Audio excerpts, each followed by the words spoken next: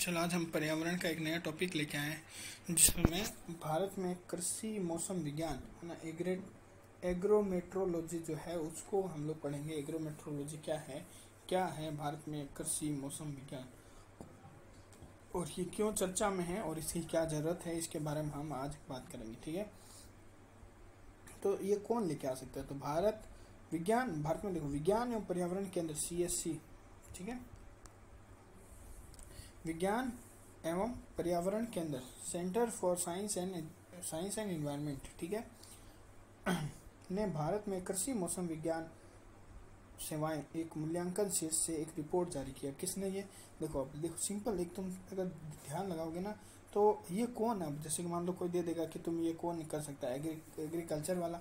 तो एग्रीकल्चर वाले के पास देखो, एग्रीकल्चर वाले के पास एग्रीकल्चर का नॉलेज है, पर अगर उसको बोल दोगे कि मौसम विज्ञान का, तो एग्रीकल्चर वाले के पास कहाँ मौसम विज्ञान का नॉलेज है।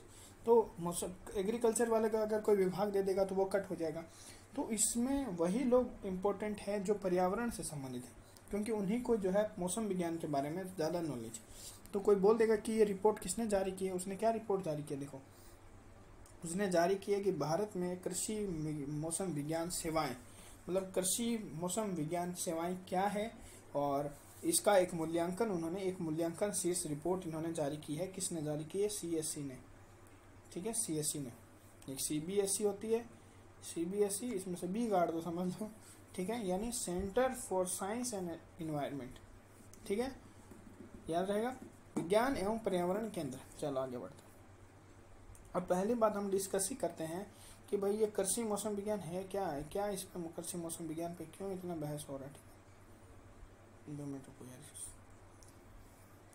ठीक है, देखो अब कृषि मौसम विज्ञान क्या है इसके बारे में हम लोग डिस्कस करते हैं। देखो, कृषि मौसम विज्ञान कृषि क्षेत्र की उत्पादकता में सुधार के लिए, देखो उत्पादकता में सुधार कर रहे हैं, ध्यान रखना, उत्पादकता में सुधार करने के लिए मौसम एवं जलवायु की सूचना का अध्ययन और उपयोग है।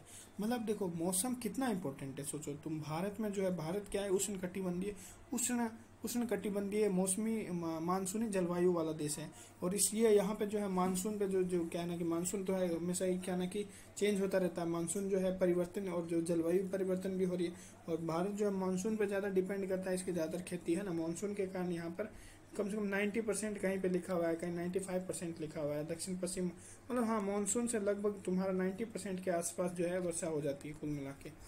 तो ये तुम्हारा मेन एक ब्रोज, तो इसलिए तुमको क्या ना कि कृषि से संबंधित जो मौसम विज्ञान है, तो या फिर कृषि को मौसम विज्ञान से थोड़ा रिलेटेड है, मौसम से रिलेटेड हमारे यहाँ कृषि है, तो हम लोग को इसके बारे में नॉलेज होना चाहिए।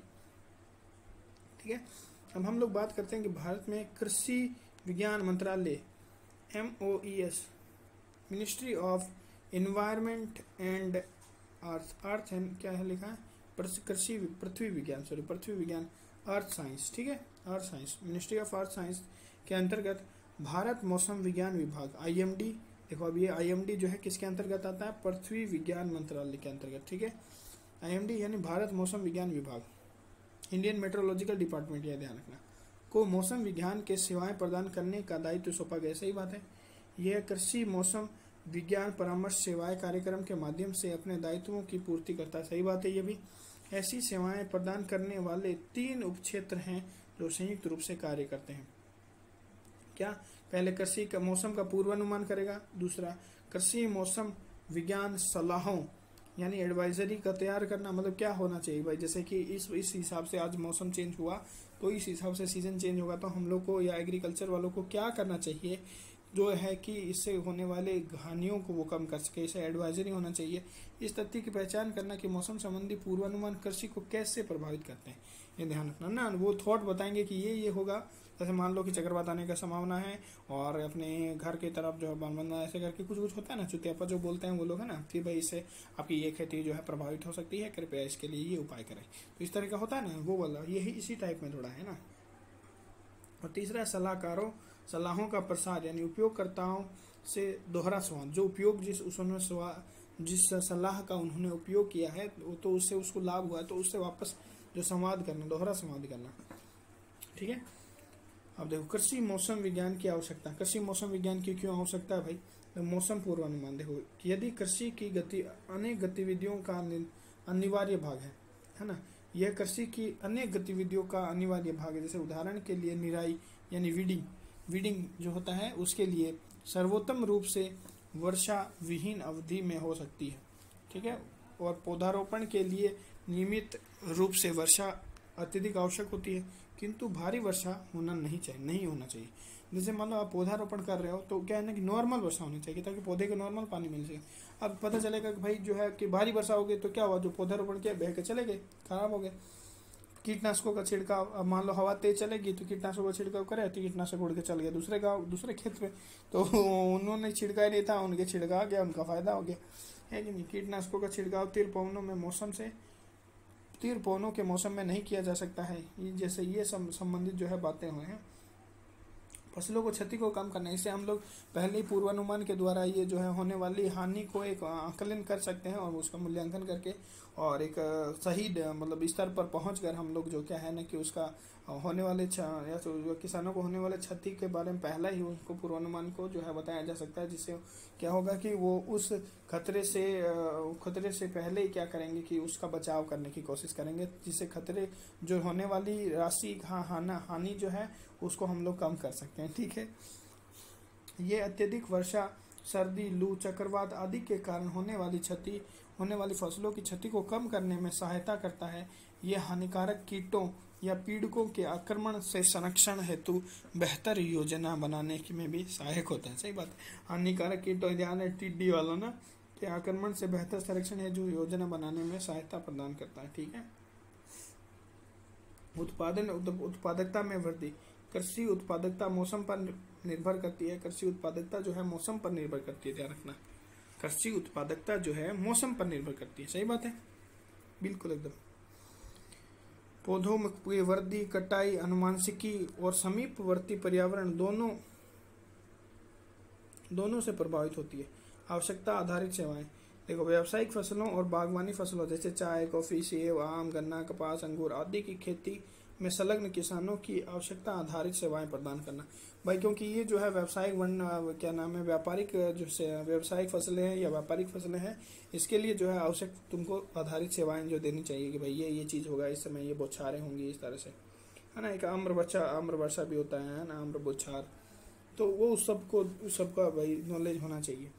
जलवायु परिवर्तन की वर्तमान दर के परिणाम स्वरूप प्रभावी और सही समय पर दी गई कृषि मौसम संबंधी जानकारी सेवाओं के लिए मांग में वृद्धि हो रही है। अब देखो अच्छी जानकारी मिलती है तो लोग बोलते हैं कि अरे यार इस बार दे देता तो बढ़िया पता चल जाता कि क्या होने वाला है, नहीं तो बहुत बढ़िया, इससे मजा मतलब जो किसान है उसको बहुत फायदा होता है। अब हम लोग बात करते हैं कि उससे संबंधित रिपोर्ट में प्रस्तुत मूल्यांकन मौसम पूर्वानुमान में वर्तमान प्रणाली में क्या है और वर्तमान प्रणाली में चुनौतियां क्या है। देखो मुख्य दो प्रमुख घटक है, डेटा एकत्र और डेटा मॉडलिंग, ठीक है।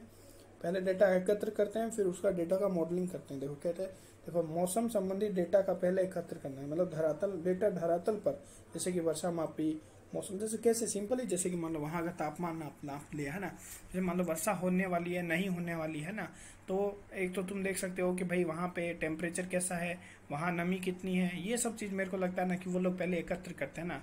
फिर हवाओं का वेग क्या है ना, ये सब मेरे को लगता है कि एक बेसिक जो है वो लोग करते होंगे, मेरे को ऐसा लगता है, ठीक है। अब पढ़ते हैं एक बार, है ना, कि वर्षा मापी, मौसम केंद्र आदि, मौसम के ऊपर जैसे मौसम बोस है ना, और मौसम वायुमंडल में, निचले वायुमंडल में तथा अंतरिक्ष में एकत्र किया जाता है। निचले वायुमंडल में तथा अंतरिक्ष से यानी कृत्रिम उपग्रह से एकत्र किया, दोनों तरह से, मतलब ऐसा नहीं है कि भाई सिर्फ डेटा जो है निचले वायुमंडल से एकत्र कर लेना, जो है हम लोग जो है कृत्रिम जो है क्या नाम है उपग्रह से जो है वो भी हम लोग डेटा कलेक्ट करते हैं कि यहाँ ये होने वाला है। हो सकता है कभी कभी मतलब क्या नाम है कि मतलब ना आकलन कर पाए, क्योंकि नीचे से हो सकता है उतना बेहतर तरीके से ना कर पाए, तो उपग्रह जो है बहुत हेल्प कर सकता है। मौसम बलून और हवाई जहाज़ों में संलग्न सेंसर से, जो है हवाई जहाज है उससे संलग्न सेंसर होता है ना, उससे भी मतलब पता चल सकता है कि क्या क्या ऊपर प्रतिक्रियाएं चल रही है, मतलब क्या क्या हवा किधर जा रही है इस तरह से, तो थोड़ा उससे जानकारी मिल सकता है। फिर मौसम के डेटा की मॉडलिंग, फिर वो लोग मॉडलिंग तैयार करते हैं। मॉडलिंग में वर्तमान मौसमी स्थितियों के आधार पर, जो वर्तमान मौसमी स्थितियां हैं उसके आधार पर मौसम का पूर्वानुमान लगाने, मतलब पहले से ये अनुमान लगाया जाता है कि कैसा सा रह सकता है, के लिए वायुमंडल और महासागरों के गणितीय मॉडल का उपयोग किया जाता है। गणितीय मॉडल का ध्यान रखना, उसमें जो डाटा है उसको डाटा को सेट करके कुछ किया जाता होगा। अब ये मेरे को पूरा आकलन नहीं पता है, वैज्ञानिक नहीं, मेरे को नहीं पता है, बट हाँ उसका कुछ गणितीय आकलन किया जाता होगा। अब ये देखो भारत में ये सेवाएं सार्वजनिक और निजी दोनों क्षेत्रों को द्वारा दी जाती है, ये ध्यान रखना, ये बहुत इंपॉर्टेंट है। ये क्वेश्चन बन सकता है ना, द्वारा प्रदान की जाती है। ये डाउट मतलब मेरे को तो ऐसे लग रहा है कि सरकारी दे रही होगी, नहीं नहीं नहीं नहीं नहीं नहीं नहीं नहीं नहीं नहीं नहीं नहीं नहीं नहीं नहीं नहीं, ये ध्यान रखना, ये सबसे इम्पोर्टेंट है ना। ये पूछ सकता है कि भारत में ये सेवाएं सिर्फ सार्वजनिक स्तर पर दी जाती है, निजी स्तर पर नहीं, तो ये गलत है। निजी और सार्वजनिक दोनों क्षेत्र इसमें आए हैं कि क्योंकि देखो भाई सिंपल बात है, रेडियो बजता होता है तो ऐसा लगता होगा प्राइवेट वाला, तो प्राइवेट वाला भी देता है, वो सब भी देते हैं। तुमने बहुत देखा होगा कि बहुत चैनल वाले दिखाते हैं, तो सब तो प्राइवेट वाले, कुछ सारे सरकारी वाले नहीं रहते ना, बहुत प्राइवेट वाले भी रहते हैं। तो हाँ ये बात सही है इसमें। फिर इनमें आईएमडी, जैसे कि इनमें आईएमडी जैसे कि हो गया, कौन सा आईएम, इंडियन मेट्रोलॉजिकल डिपार्टमेंट, ठीक है, भारतीय महासागर प्रौद्योगिकी संस्थान चेन्नई में, ये वाला इंपॉर्टेंट है, ध्यान रखना। महासागर भारतीय महासागर ये कहाँ है, चेन्नई में, ये ध्यान रखना, ठीक है। और एक और भी बहुत, ये सब इंपॉर्टेंट है, पता है, ध्यान रखना ये सब। राष्ट्रीय समुद्र, ये तुम्हारा कहाँ होगा, संस्थान गोवा में नहीं, देखो राष्ट्रीय, इनमें आईएमडी राष्ट्रीय महासागर संस्थान चेन्नई, राष्ट्रीय समुद्र विज्ञान संस्थान गोवा, राष्ट्रीय अंतरिक्ष अनुसंधान इसरो तथा राज्य द्वारा विकसित नेटवर्क सम्मिलित किया जाता है। ये सब ध्यान रखना है, ये कहाँ है, महासागर वाला, ये वाला, ठीक है। इन सब में घुमा के लेके आऊँ क्या तुमको, चलो घुमा के लेके आते हैं ना। एक बार आईएमडी देखते हैं, आईएमडी का कहाँ है, हम लोग बात करते, देखो कौन कौन सा है। जो ये भारतीय मौसम विभाग है ना, भारतीय मौसम विभाग, ये दिल्ली में स्थित है। भारतीय मौसम विभाग जो है दिल्ली में स्थित है। फिर भारतीय उष्ण कटिबंधीय वाला जो होता है ना, उष्ण कटिबंधीय मौसम विभाग, ये पुणे में स्थित है। मध्य दर्जे के मौसमी जो मध्य दर्जे के राष्ट्रीय मौसमी भविष्यवाणी नोएडा में है। फिर राष्ट्रीय समुद्र सूचना, ये हैदराबाद में। राष्ट्रीय समुद्र सूचना सेवा केंद्र, ये हैदराबाद में, पर ये ध्यान रखना राष्ट्रीय समुद्र विज्ञान केंद्र हो सकता है गोवा में हो, ठीक है। और राष्ट्रीय जो है इसरो, तो पता है इसरो कहाँ है, क्या बोले, राष्ट्रीय अंतरिक्ष अनुसंधान केंद्र, राष्ट्रीय अंतरिक्ष अनुसंधान केंद्र, पता नहीं इसरो यहाँ पे भी, ठीक है। चलो आगे उसको छोड़ो। और इन सब के जो है ये साथ मिलकर नेटवर्क सम्मिलित किया जाता है। मौसम पूर्वानुमान के क्षेत्र में कुछ निजी संस्थाएं यानी स्काई मेट भी, जैसे स्काई मेट भी, ये भी सम्मिलित है, ठीक है, ये याद रखना, ठीक है। अब देखो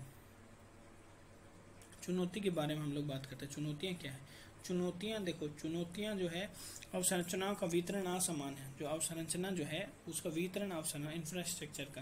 केरल, जहां केवल 87 वर्ग किलोमीटर पर औसतन लगभग एक स्वचालित मौसम केंद्र है। असम में, जहां प्रत्येक 472 किलोमीटर स्क्वायर पर एक मौसम केंद्र है।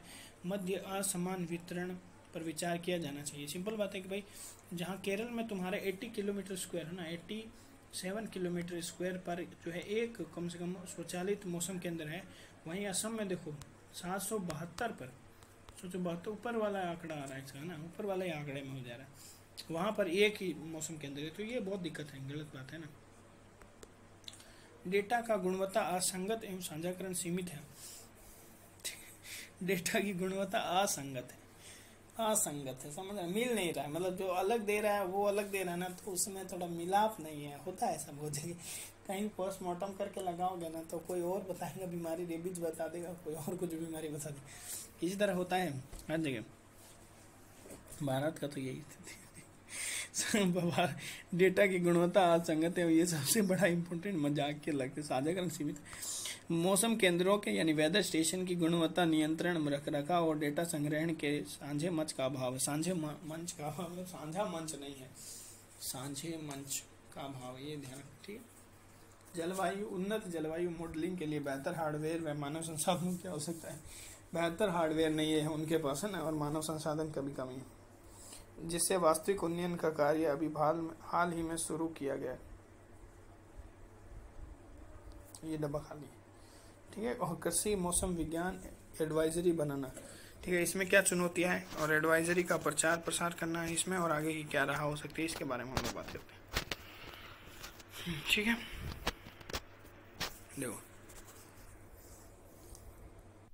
देखो ये क्वेश्चन जो है यहाँ पे दिया हुआ है कि राष्ट्रीय महासागर प्रौद्योगिकी संस्थान कहाँ है? चेन्नई में। ये याद रखना इंपॉर्टेंट है। ठीक है, कहाँ है राष्ट्रीय महासागर प्रौद्योगिकी संस्थान? कहाँ है? जस्ट पास में ही है। कहाँ है? चेन्नई में। तुरंत चेन्नई में, ये ध्यान रखना। ठीक है, चेन्नई में देखो ये इसका आंसर दिया हुआ है। ठीक है, ये याद रखना। ठीक है, ये क्वेश्चन पूछा गया कहीं। ठीक है, अब हम दूसरे जगह पे लेके जाते हैं तुमको। ठीक है, अब ये देखो राष्ट्रीय समुद्र प्रौद्योगिकी जो संस्थान है उसके साइट पे लेके आएगा। National institute for ocean technology पृथ्वी विज्ञान मंत्रालय के अंतर्गत आता है। ठीक है, ठीक है, ये देखो ये लिखा हुआ है यहाँ पे राष्ट्रीय समुद्र प्रौद्योगिकी संस्थान। ये कहाँ पे? चेन्नई में। चेन्नई। ठीक है, ये याद। ठीक है, फिर राष्ट्रीय समुद्र विज्ञान जो है वो ध्यान रखना चाहिए। तो महासागर वाला था, महासागर किसके पास में? जैसे कि ये है यहाँ पे चेन्नई है, यहाँ पे महासागर है। ठीक है, तो ये महासागर वाला चेन्नई में स्थित हो गया। फिर राष्ट्रीय समुद्र विज्ञान के अंदर ये समुद्र वाला इधर आ जाएगा, गोवा में। ठीक है, ये याद रखना। राष्ट्रीय इसरो वाला जो है वो भी ध्यान रखना। ठीक है, ये जो है सब मिल के काम करते हैं। और फिर जो है कृषि विज्ञान संबंधी एडवाइजरी बनाना। देखो कृषि मौसम विज्ञान संबंधी वर्तमान प्रणाली में क्या है?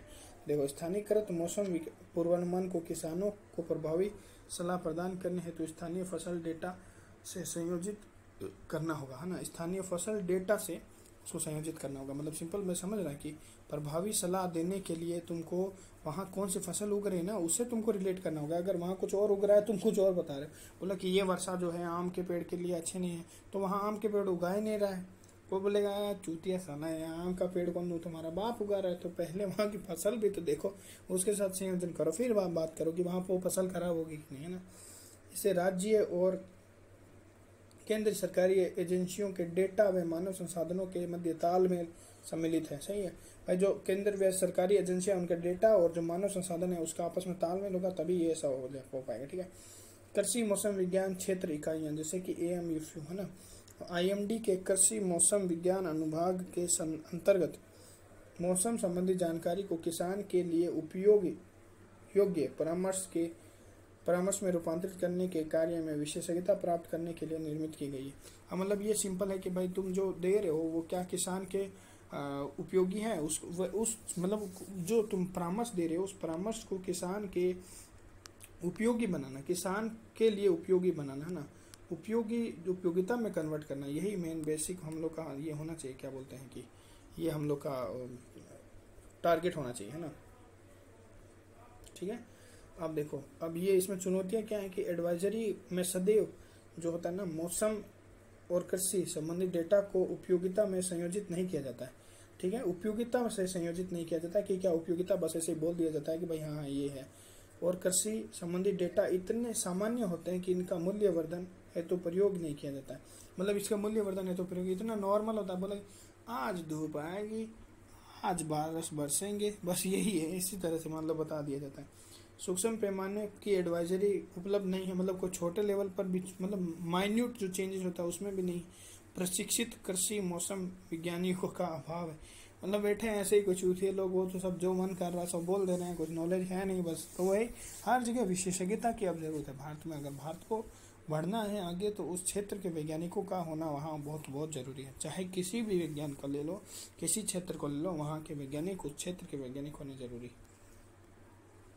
ठीक है, और अब देखो ये है कि अब एडवाइजरी का प्रचार प्रसार वर्तमान प्रणाली में देखो क्या है कि प्रचार प्रसार करने हेतु विभिन्न विधियों का प्रयोग किया जाता है। जैसे केंद्र सरकार द्वारा ग्रामीण कृषि मौसम सेवा यानी GKMS कार्यक्रम में के भाग के रूप में किसानों को संक्षिप्त संदेश सेवा यानी SMS द्वारा मौसम पूर्वानुमान में फसल एवं स्थान विशिष्ट कृषि परामर्श भेजा जाता है। मतलब उसको SMS के द्वारा क्या है ना कि ये भेजा जाता है कि मौसम पूर्वानुमान और क्या मतलब हो सकता है इस बार, है ना, कृषि अविशिष्ट कृषि परामर्श उस क्षेत्र से संबंधित। ठीक है, फिर IMD जो है इंडियन मेट्रोलॉजिकल डिपार्टमेंट को सार्वजनिक निजी और साझेदारी के माध्यम से कृषि मौसम सूचनाएं किसानों को भेजता है और देखो ये अकेला नहीं भेज रहा है, ये ध्यान रखना, आईएमडी भी सार्वजनिक और निजी साझेदारी के माध्यम से जो एग्रीकल्चर से रिलेटेड जो मौसम की सूचनाएं है वो किसानों को भेजता है। ये है रॉयटर्स, मार्केट लाइट, इफ्को, किसान संचार लिमिटेड या नोकिया आदि से सम्मिलित है। देखो कौन कौन सम्मिलित है ये भी याद रखना, ठीक है। रॉयटर्स मार्केट, रॉयटर मार्केट, ठीक है। फिर जो है इफ्को, इसको फेंको, रॉयटर को फेंको, ठीक है, इफ्को। फिर किसान संचार लिमिटेड, किसान का संचार को लिमिटेड करो है कि नहीं, किसान संचार लिमिटेड। फिर नोकिया, नोकिया या यस किया, नोकिया, इन सब से संबंधित जो है ये इंक्लूड प्राइवेट में भी होके, मतलब प्राइवेट या निजी क्षेत्रों के साथ में भी काम करता है। चुनौतियां क्या है, देखो चुनौतियां, दुनिया में चुनौतियों से डर नहीं लगता, चूतियों से डर लगता है, ये ध्यान रखना, ठीक है। ये इम्पोर्टेंट नहीं था, बस ये चुनौतियां है कि एडवाइजरी अधिकांशतः अनियमित अविश्वसनीय होती है ना, जो भी एडवाइजरी दी जाती है वो अनियमित है और अविश्वसनीय है। मौसम की सूचना के लिए भुगतान करने में असमर्थता या अनिच्छा, है ना, मौसम की सूचना के लिए भुगतान करने की असमर्थता, मतलब लोग नहीं करते हैं, आज भी नहीं करते हैं, बहुत लोग नहीं करते। कौन करेगा, बोले पैसा, इसके लिए पैसा, जैसे आजकल बहुत नहीं, आजकल कम ही लोग हैं। जैसे मेरे को अभी कोई बोल रहा था कि 90 रुपये दे दो, जो है दैनिक जागरण का दे देंगे ना, दैनिक जागरण, मैंने अभी तक 90 रुपये नहीं दिया सोचो।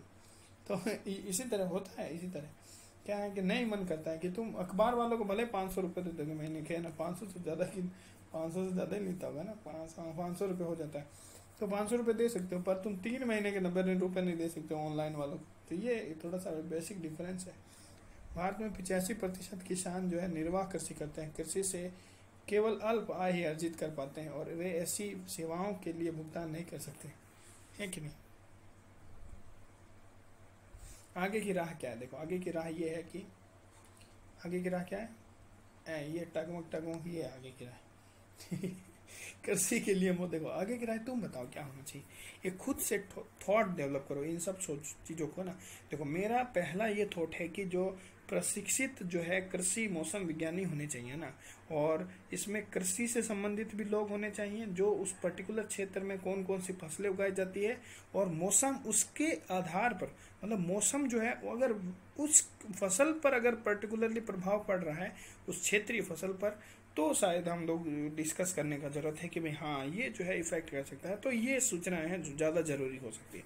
साथ में हम लोग को एनालिटिकल होना चाहिए। एनालिटिकल मीन्स कि भाई हम ये समझें कि ये जो फसल है या ये जो मौसम है ये कितना हानि पहुंचा सकता है, तो वो भी हम लोग को, साथ में हम लोग को उपाय भी, इसके साथ में उपाय जारी करने चाहिए, ठीक है। फिर एक समस्या थी कि जो क्या है कि क्षेत्रीय विविधता बहुत है, कि कहीं कहीं पे तो तुम्हारा 87 किलोमीटर के अंतर्गत दायरे में भी है ना केरल में, और वहीं असम चल जाओ, असम में चल जाओगे तो वहाँ पे तुमको 400 करके जो भी था 472 जो है किलोमीटर स्क्वायर पर एक जो है मौसम विज्ञान केंद्र है। तो ये तो बहुत बुरी बात है, तो बहुत बुरी बात है। ये विविधता अगर दूर नहीं होगी तो फिर कैसे एग्रीकल्चर में क्या।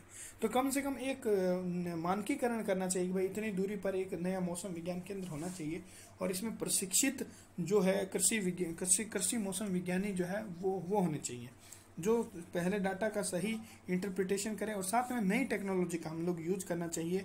उपग्रह की जो फोटो हैं, चित्र हैं, उनको थोड़ा सा एनालिटिकल करना है, उनको पहचानने की क्षमताओं को बढ़ाना चाहिए, हार्डवेयर को, सॉफ्टवेयर को नया, मतलब जो है वो जो है हार्डवेयर या सॉफ्टवेयर जो है वो नव आधुनिककृत संरचनाओं पर निर्मित हो रहा। हमें इनसे संबंधित संरचनाओं का, डेटा का इकट्ठा करने की तकनीकों का थोड़ा सा नवीनीकरण करना चाहिए। मैं ये इतना बताना चाहूँगा, और बस हाँ इतना बताना चाहूँगा, ठीक है। और इससे संबंधित कुछ काउंसिल होना चाहिए जो भी है इसके, ताकि उसकी देख रेख कर सके, क्योंकि बहुत सारा डाटा जो है ना अनियमित डाटा होता है, और कोई जो है हम लोग को उपयोगिता को बढ़ाने के लिए जो है वर्क करना चाहिए। देखो कृषि के लिए मौसम संबंधी सलाहों को सार्वजनिक हित की सामग्री माना जाना चाहिए। भाई एक सिंपल बात है कि अगर तुम सही मौसम संबंधी सलाह दोगे ना तो बहुत लोगों का फायदा हो जाएगा, बेचारे गरीब किसान, है कि नहीं। साथ ही राज्य सरकारों को निवेश के लिए अधिक उत्तरदायी स्वीकार करने के लिए आवश्यकता है। भाई क्योंकि भाई सरकार को ज़्यादा निवेश करना चाहिए, क्योंकि किसान तो इसमें पैसा नहीं डालता, किसान इस सेवा का पैसा नहीं दे पाता है, क्योंकि वैसे ही उसकी जो है ना आय अभी घटी हुई है। तो तुम सोच रहे हो इस किसी सेवा के लिए जो वो पैसे दे देंगे, तो नॉर्मली 85% लोग नहीं दे पाते हैं, और जो भी दे रहे हैं ना 15% हो सकता है वो बहुत हो सके समृद्ध हो, तो सब तो समृद्ध नहीं है ना, ठीक है। फिर केंद्र सरकार को मौसम संबंधी उच्च गुणवत्ता डेटा के लिए एकल मंच की स्थापना हेतु ध्यान केंद्रित करना चाहिए। विधि के अनुसार देश में मौसम संबंधी एकत्रित डेटा, संपूर्ण डेटा, चाहे वह सार्वजनिक हो या निजी हो, चाहे कि सभी सरकारी विभागों या विभिन्न स्तरों से संबंधित हो, का प्रवाह केंद्रीय डेटाबेस से होना चाहिए। डेटा एकत्रित डेटा को पर्याप्त गुणवत्ता का होना चाहिए। भाई जो डेटा भी कलेक्ट कर रहे हो तो उसकी भी तो गुणवत्ता होनी चाहिए। मौसम विज्ञान, कृषि और विस्तारण के लिए विशेषज्ञों को बोले ना पहले, जो भी स्पेशलाइजेस्ट है उसकी नियुक्ति के आधार पर क्षमता का विस्तार किया जाना चाहिए। ये कुल मिला के थॉट था जो एग्रीकल्चर को थोड़ा सा और बचा हुआ देख लेते हैं। ठीक है, राज्य सरकारों को प्रखंड स्तर पर मौसम वैज्ञानिकों की नियुक्ति करनी चाहिए, पहले बोल दिए, और उन्हें अपनी वितरण प्रणालियों को पुनर्जीवित करना चाहिए और जिससे सलाह की पहुंच उन किसानों तक सुनिश्चित की जा सके जिनका सर्वाधिक आवश्यकता है। क्या बात। वर्तमान मिश्रित यानी हाइब्रिड मौसम विज्ञान संस्थान संबंधी सूचनाओं के संयोजन के लिए अथवा विशेषज्ञों की नियमित आधार पर बैठकें संयोजित करने के लिए तकनीकी मंचों को विकसित करके समन्वय स्थल के रूप में कार्य कर सकते हैं। मतलब ये जो है कुल मिला के उनको समन्वय करना चाहिए और नई टेक्निक जो है उसको यूज करना चाहिए उनके मीटिंग के लिए। ठीक है, तो हाँ ये ठीक है, और चलो ठीक है, इतना बहुत है आज। Thank you.